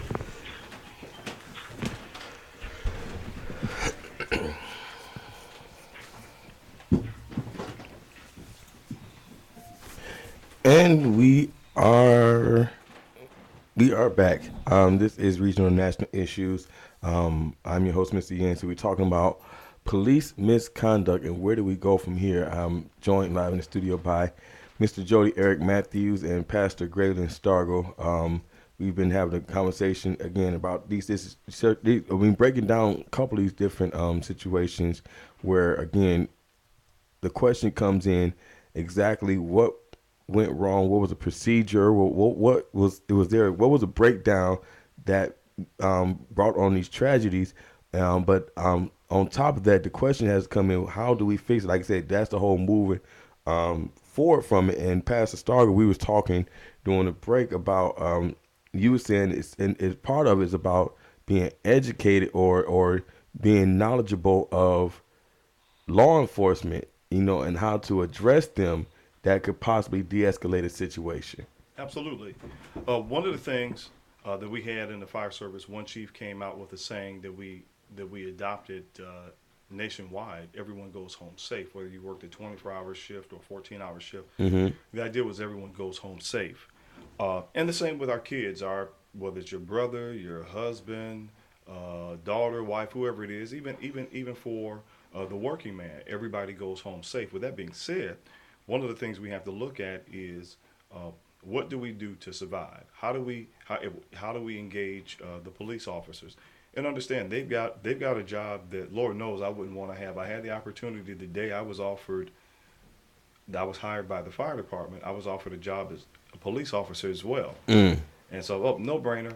Go, go. Let me see, fire or firearm. Yeah, yeah. And, I mean, because people love firefighters. Right. We came when people had their worst days, and we made them better. Mm-hmm. Whether it's via medical or some type of disaster, we made them better. Police when they're going, the situation's already bad, Right. by and large. So, but one of the things that we're doing at our church with the young men, and we now are going to expand it to the young women, was that if you take two two teenagers and two young males, and all things being equal, and if one understands, I mean, number one, you treat the officer, whoever he or she is, with respect. It's about everybody going home safe. Mm-hmm. But one of the things that we have worked on was very simple. We got a picture of a corporal's ranks, which is two chevrons. We got a Mm-hmm. picture of a sergeant's rank, which is three chevrons on your shoulder. We got a picture of a lieutenant bar, which is one metallic. It could be a silver or gold bar that's usually on their collar, Mm-hmm. or captain, which is two bars. Right. And one of the things we're pushing now is just take 5 minutes to memorize that rank between corporal, sergeant, lieutenant, or captain. Right. Now you go and you get these two youth, and again, if they both happen to be engaged with the police, the youth that says, "Hello, sergeant, how are you, sir?" or "How are you, ma'am?" You just separated yourself and you de-escalated, because all of a sudden, whatever preconceived notion I have, the fact that you spoke, that you acknowledged, that you understood the rank that's on my shoulder or on my collar, you're not the regular kid or person that I'm pulling over. There's something that is distinct about you, and you've just separated yourself, and that distinction may give you a higher rate of survivability Right. because of the way you engage with the public, with the police officers. And if they don't have a rank on, if they don't have any patch on their shoulder or on their collar, then you call them trooper or officer or sheriff, whatever the case is.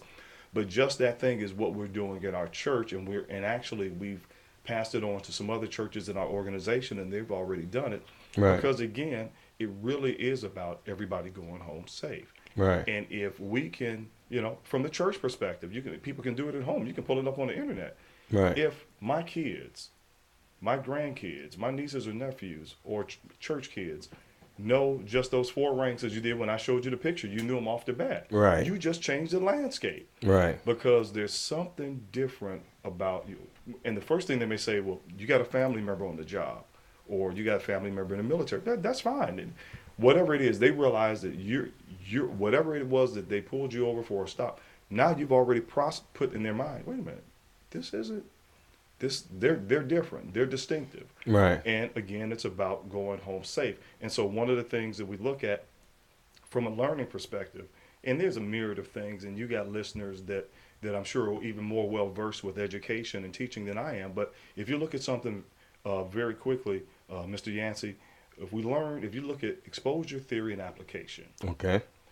and so exposure, maybe for me, I was on the fire department. I was Mm-hmm. exposed to up close and personal to law enforcement on many levels. So I understood the ranks. So if you take the exposure piece, and then theory, school, some type of training, um, if I don't have, if I haven't been exposed to what these ranks mean or how to engage the police officers or anybody in authority, if I take that exposure piece away, if there has been no classroom where you haven't sat down or showed somebody what to do, that classroom, or that's the theory piece. Right. I now want my kids or a member of my church or a member in my organization to now apply something they were neither exposed to or had theory on. Right. That doesn't make sense. Right. And so, from a survivability perspective, take the time. We're talking 5-10 minutes. I mean, our kids are living in a digital age, and this is the other thing we got to remember. Our kids are digital; their minds are digitally rewired Right. because of all of technology. But it doesn't take that long for you to take 5 or 10 minutes to make sure that they, at least these four ranks, they know them: corporal, sergeant, lieutenant, captain. Right. And so that's the initiative that we're doing at my church, with the men and women at our church, because at the end of the day, you want everybody to go home safe. Right. You had to say something about that? Well, and that exactly was the reason why I talked to you about bringing Minister Gurlin in, because it's a powerful. I mean, I was shocked when he told me, when he said, "Hey, it could be as simple as that." Right. And that's definitely something I thought that everyone needed to hear. And just to buttress what he was saying, I mean, we've identified that we do need to change. We need to change culture. Right. Okay, but in the meanwhile, what Graylin said is important. Our kids need to come home. Okay, our brothers need to come home. And we have to figure out a way to understand that culture, and then find ways to work, and move on and live with that culture.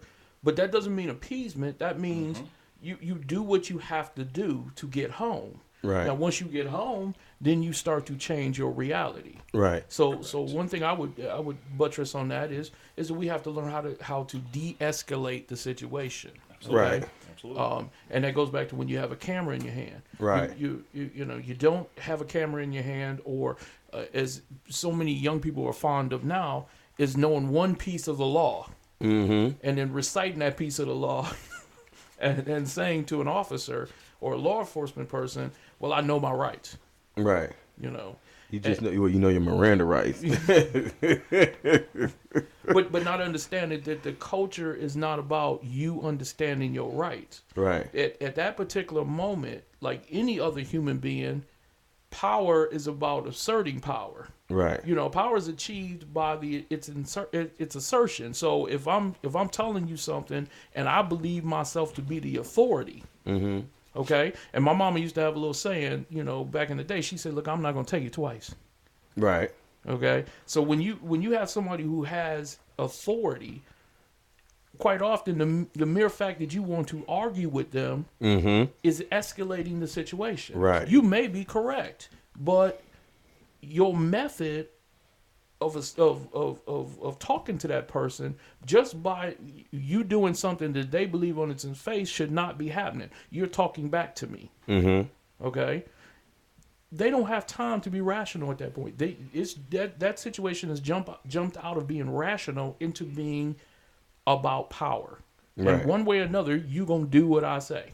Right. Okay? Right. And what we have to learn is that if that is the case, okay, whether you stopped at a stoplight or on a traffic violation, or you're videotaping someone, you have to know the mind of the person that you're dealing with, and first say, okay, look, the one thing I don't want to do is escalate this situation out of control, where 99.9% of the time I'm gonna lose. Right.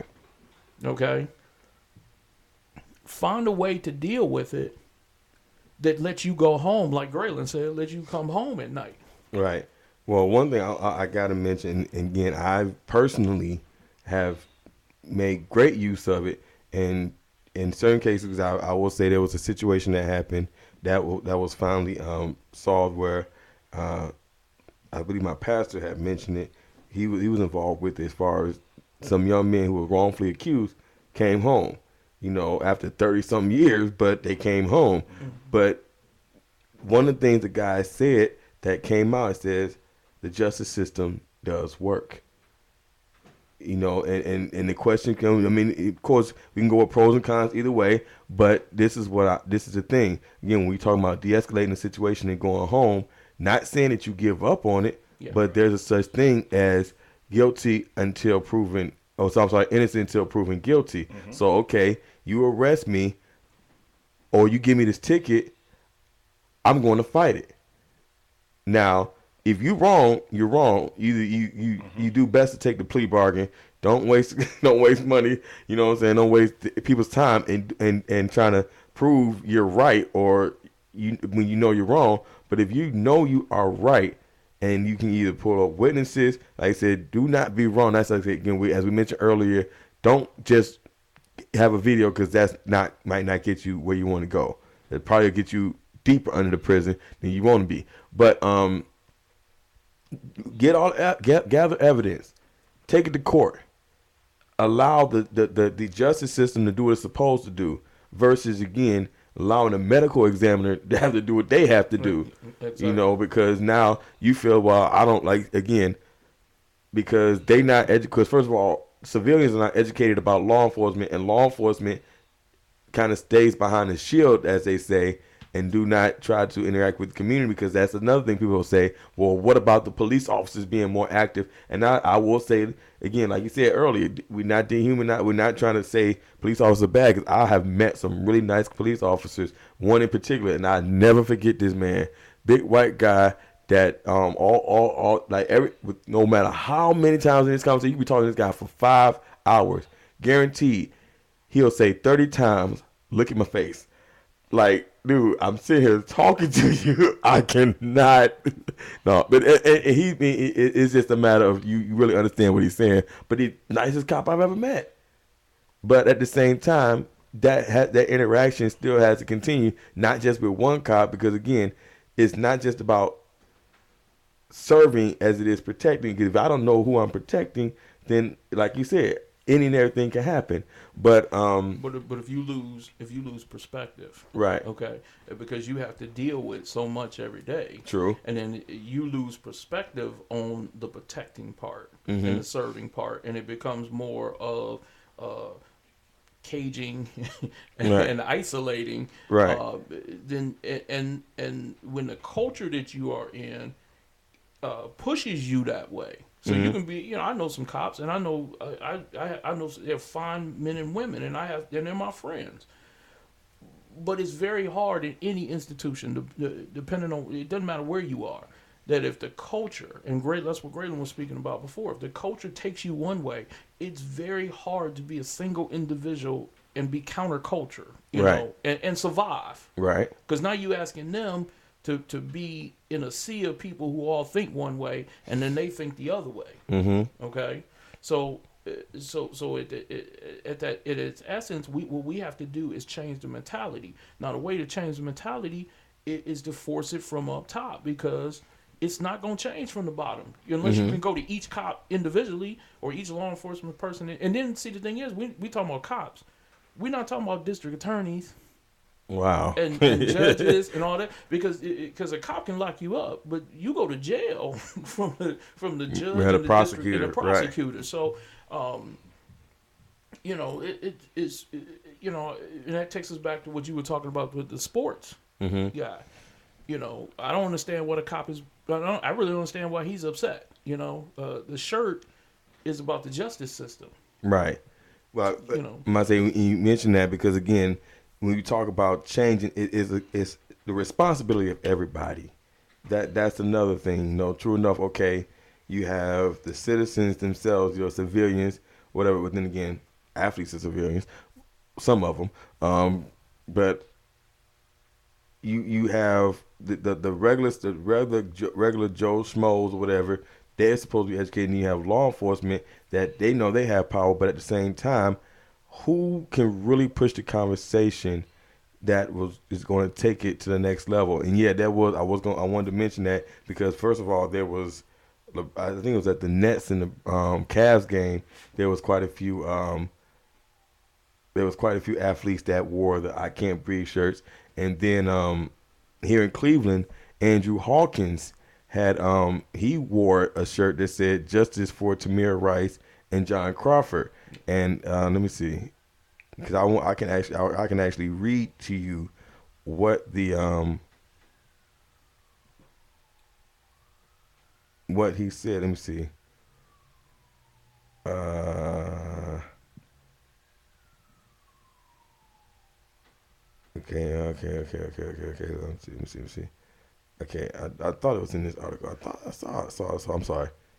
Are you referring to his Here we go. response? Here we go. Okay. Hawkins spoke 6 minutes. He did not take any questions, and said he wanted to address the situation after police, Cleveland police, Cleveland Police Union President Jeff Fulmer called his actions pathetic and told Cleveland.com that Hawkins is disrespecting the police on the job and that we do and make a split second decision, which you mentioned. But at the same time, that's not the situation, and that's not the case in every situation. So again, it's really not about or like I said, discrediting police officers or saying, well, they didn't do their job. But again, back to the protocols and the policies. If they are not being followed in every situation, and true enough, like he said, there's a split second, but everything is not split second. Some things, like I said, when you mentioned Tamir Rice, and that's probably the biggest one, like I said, and that was the one that was referred to on his shirt. 2 seconds is not, I don't even know if that's a split second. That's like Well, and I don't want to get you know deeply philosophical about this, but think about what he's talking about. A brother wears a shirt that says justice, and the police say, well, you need to apologize for disrespecting us. The police, part of the job of the police is not to administer justice. right, Okay, that's law enforcement.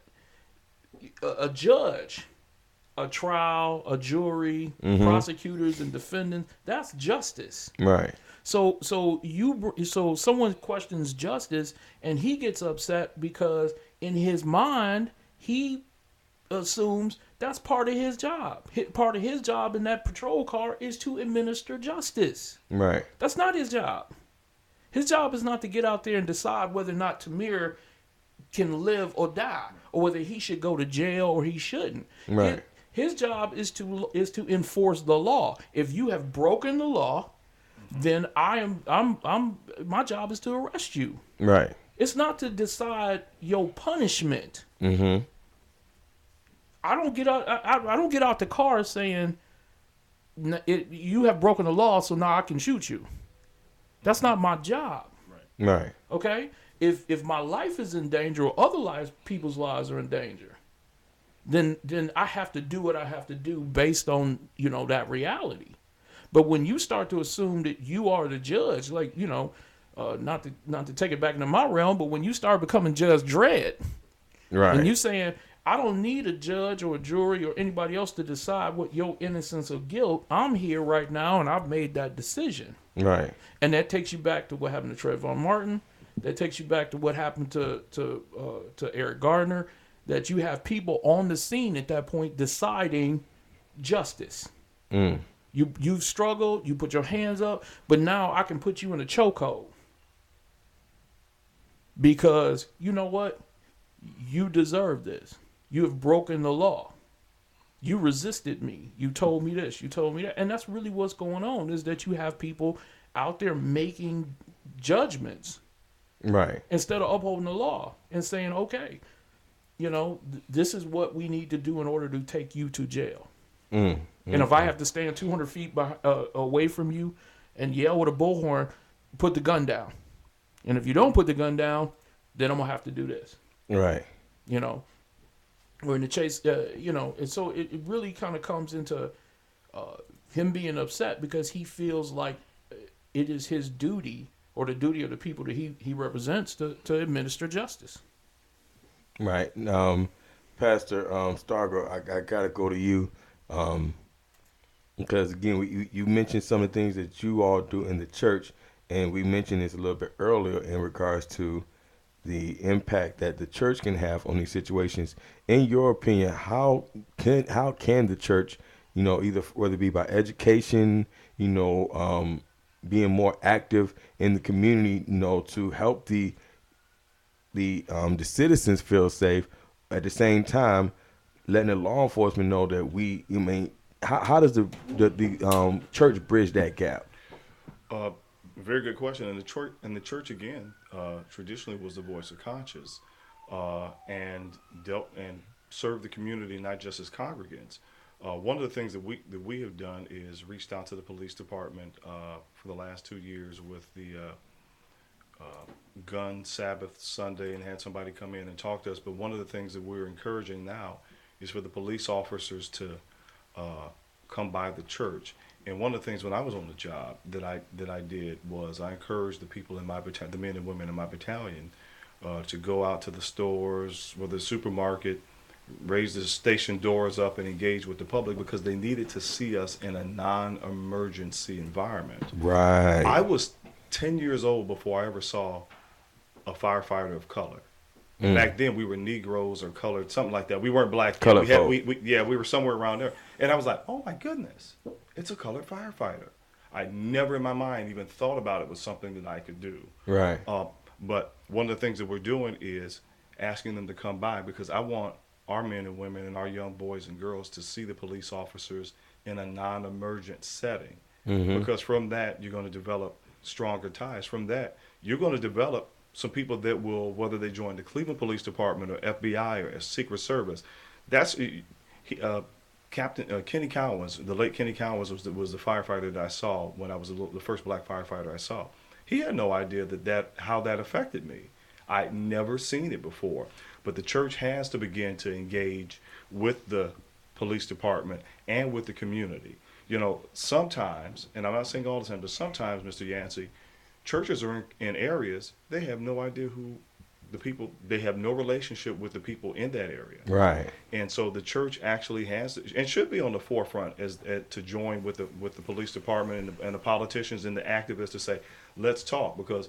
If you're going to feel safe somewhere talking, if I've got some tension over here with the police department or some tension here with this neighborhood thing, where's the best place to go to talk?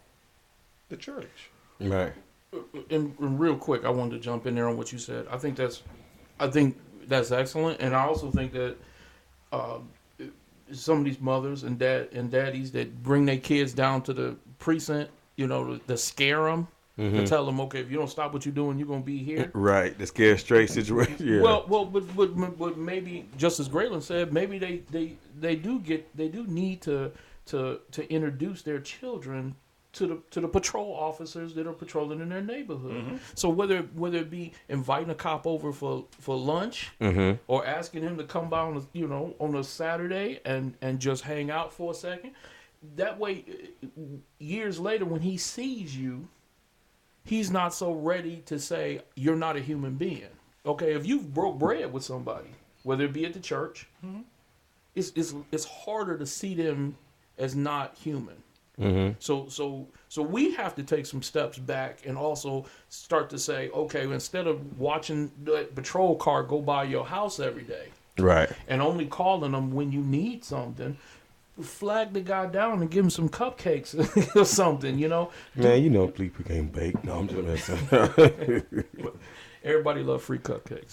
Little free cookies one, yeah. But it's important because understand too, law enforcement is one of the only professions that they get up in the morning and they have to be on the defensive. Like the military, they have to be hyper vigilant about stuff because they got to get home safe. But with Right. that being said, you want to make sure everybody has every avenue. But understand, even though that they have the badges and the guns, it's going to be new for some of them. It's going to be uncharted territory to have somebody. Well, let's invite you to the church. We got a dinner. No, we just want you to come, and we just want people to see you and know who the people are in our district. So Right. for them, it may be uncharted territory as well.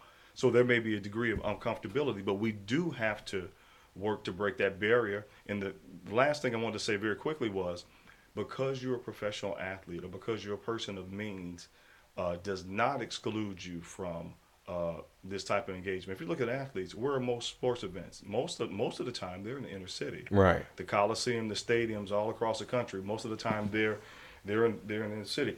I ran into a young man in a southern state.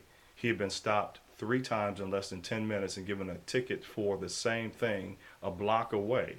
Here he is, a multimillionaire, 15 years in his particular profession, and his wealth actually was a thing that was the red flag. He hadn't done anything wrong. He wasn't even driving. His wife was driving. Mm. And I had to sit and counsel him at a gas station for 45 minutes because he felt so disrespected because he's got his wife and his child and what they did, and he wasn't even driving. But it was because he was in a $200,000 car. Wow. Wow. That see that again, and that's and for a young person to hear that is telling me, okay, well, you know what? I'm just gonna do what I'm gonna do because you can't respect me either way. That's when they and I just saw a video and again, it disturbs me.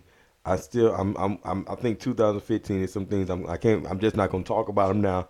I don't know. I might have to come get you to help me work on this, but I really need to get to people understand when you put videos up or when you using media, do not use media to hurt because mind you, as a radio as a host of a radio or have me having my own radio network, I have a certain reputation that I try to uphold. And the best that I can. I don't want people. I don't want to be tarnished. So I'm not going to do this. I'm not going to say this. I'm not going to say that. You have other media outlets that don't even care. All we're concerned about is sponsorship, advertisement, who got the best story. And so however I tell the story doesn't matter as long as we still getting paid. And unfortunately, again, when we talking about Facebook and all that, when you all putting these videos up there where it was like there was one video where a young man is fighting the police officers. And then the young man that's taping it is saying, F the police. Yeah, so that's really going to help the relationship of between law enforcement and civilians when that's what you're putting up there. So that means you're not even trying to fix it. Like I said, when because we didn't, I'm glad we didn't get too much into it. But again, when we talk about how do we move on from here, and we talk about what happened in Ferguson, with the looting and the people. I mean, I literally saw a video with people jumping out of a grocery store. What in the world did that have to do with a gun? What in the world did that have to do with Michael Brown at all? And that's don't get me wrong, that those actions are deplorable and they shouldn't happen. Okay, but let's put that in context. Okay, the Phillies won the World Series a couple years ago. True. They did the same thing. People, Right. People in Philly lost their mind when Boston won it. Same thing. So human nature. If you set certain conditions, you put certain conditions in play, human beings gonna act pretty predictably the same way. Okay. So yeah, it didn't have anything to do with Michael Brown, just like overturning cars in Boston didn't have anything to do with the Red Sox winning the World Series. True. Those are people who, given the right conditions, they respond the way they're going to respond, looting and violence, okay? Right. And they don't really need an excuse. They just they need the ability to be able to do what they do and think they're going to get away with it. But to go back to what Yeah, go ahead. Go ahead. To go back to what Graylin was saying, I think at the end of the day, it does require that we as a community get more active. And when I say community, I mean the people who reside in the city, whether they be white or black or brown or whatever, we all have to start to come together. And you all have to understand that what is happening to your brother can happen to you. Right. And protecting your brother is what it's about. Right. And that's most important. Like I said, we could probably continue this conversation on again. We do have to get out of here. I want to sincerely appreciate and I thank you, Mr. Matthews, for emailing me and let me or even thinking of us. Not enough of us to even come to my show to do it, but definitely thank Pastor Stargirl for joining us live in the studio, and definitely appreciate the great information and insight into like I said, both sides, and not only that, what we can do to fix it. We got to get out of here because God, I need the extra hour. That's why we're going to make sure you go follow us on www.whohasthepowershow.com. Go to www.whohasthepowershow.com to find out more of what's going on here with us. And again, definitely get ready for 2015. Until next time, I'm your host, Mr. Yancey. And remember, as always, no excuses.